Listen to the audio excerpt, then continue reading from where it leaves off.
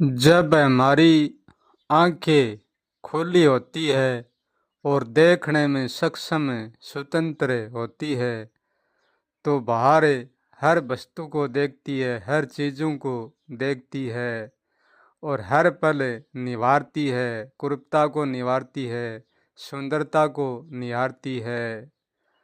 और जब हम आंखें बंद कर लेते हैं और मौन हो जाते हैं तो हमारी आंखें कुछ भी नहीं देखती, सिर्फ एक चीज़ के अलावा और कुछ भी नहीं देखती।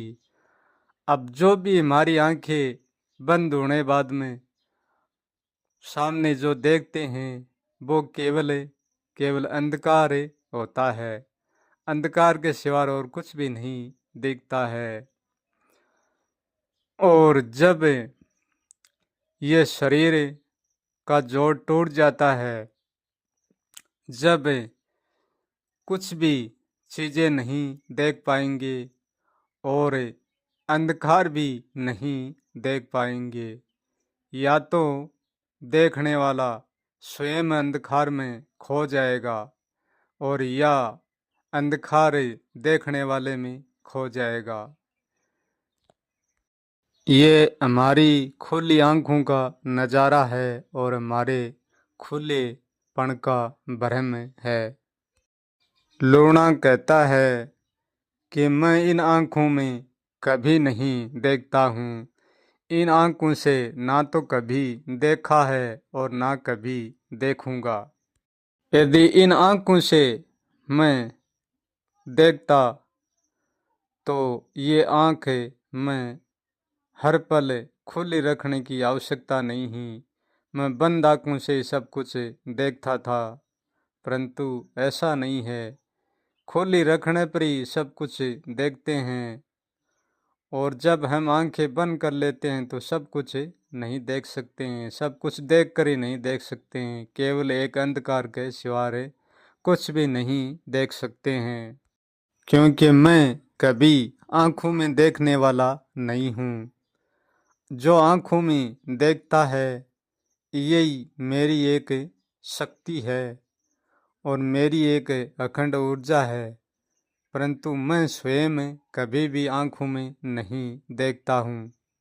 मैं स्वयं ना तो कभी आंखों में देखता हूँ और ना कभी कानों से सुनता हूँ, ना कभी वाणी से बोलता हूँ और ना कभी मौन रहता हूँ।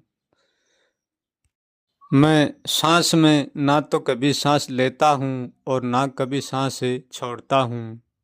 आँखों में देखने वाला और सांस को लेने वाला, सांस को छोड़ने वाला, ये कानों में सुनने वाला केवल मेरा मन और मेरी मैं है।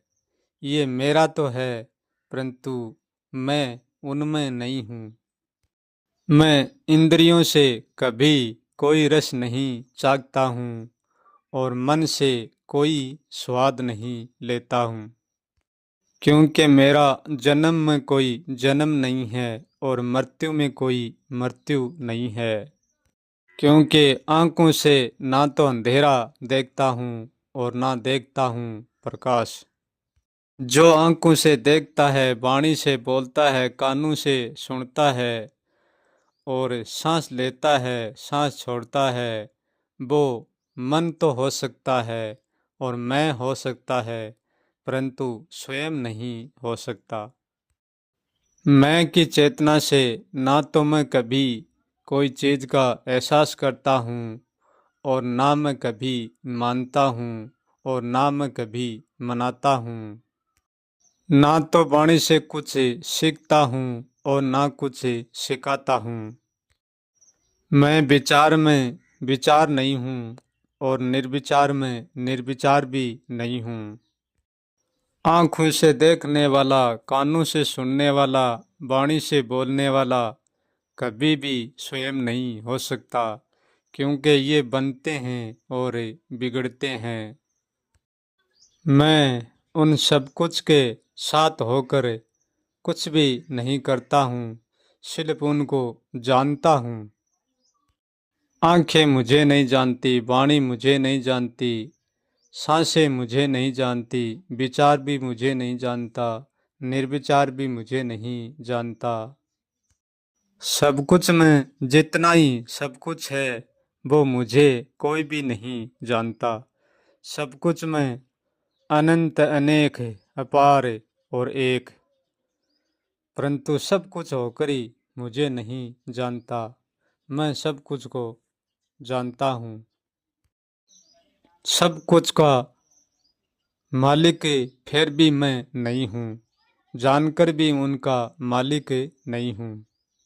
क्योंकि सब कुछ का मालिक सब कुछ ही है, मैं का मालिक मैं ही है। जो आंखों से देखता है और वाणी से बोलता है और कानों से सुनता है, वो मैं तक ही सीमित है, खुद को कभी नहीं जानता। जो खुद को जानता है वो इन किन चीज़ों से भी नहीं देखता है, नहीं सुनता है और नहीं जानता है। जो स्वयं को जानता है वो सब कुछ में किसी भी चीज़ का सहारा नहीं लेता है, इसलिए वो स्वयं को जानता है। और जो सब कुछ का सहारा लेता है वो सब कुछ को तो जानता है, परंतु स्वयं को नहीं जानता। और जो स्वयं को जानता है वो सब कुछ को भी जानता है। आँखों की चाहे सूर्य रोशनी हो और चाहे दिव्य दृष्टि हो, परंतु आँखों से नहीं, स्वयं को नहीं जान पाएंगे। आँखों से देखना, वाणी से बोलना, कानों से सुनना केवल एक मैं की कल्पना है। कल्पना सत्य भी है और मिथ्या भी है, क्योंकि मिटने में कल्पना मिथ्या है और न मिटने में कल्पना सत्य है। मैं जानने वाला किसी के बल पर और किसी के मुद्दे पर नहीं हूँ। मेरा जानना किसी आधार पर भी नहीं है और किसी निराधार पर भी नहीं है। सब कुछ ने करने न करने का संकेत मुझसे ही मिलता है, परंतु मैं सब कुछ को देता कुछ भी नहीं हूँ। ये सब कुछ के साथ स्वयं का ऐसे रहस्य जुड़ा हुआ है। सब कुछ को लेना नहीं पड़ता है और मुझे कुछ भी देना नहीं पड़ता है, फिर भी ऐसी तालमेल है दोनों के बीच में जो सब कुछ अपने आप ही हो जाता है। सब कुछ को लेने देने में मेरी ना तो कोई इच्छा है और ना कोई निरिच्छा, इसलिए तो सब कुछ में मैं कुछ भी नहीं हूँ। क्योंकि जो होता है वो तो होने में सीमित हो जाता है और जो कुछ भी नहीं होता है वो ही सीमित के और असीमित के परे होता है और सब कुछ उनसे ही होता है। हाँ, सीमित का भी कोई अंत नहीं है, परंतु फिर भी अंत है। क्योंकि सीमित का अंत ढूंढने में नहीं है, न ढूंढने में है।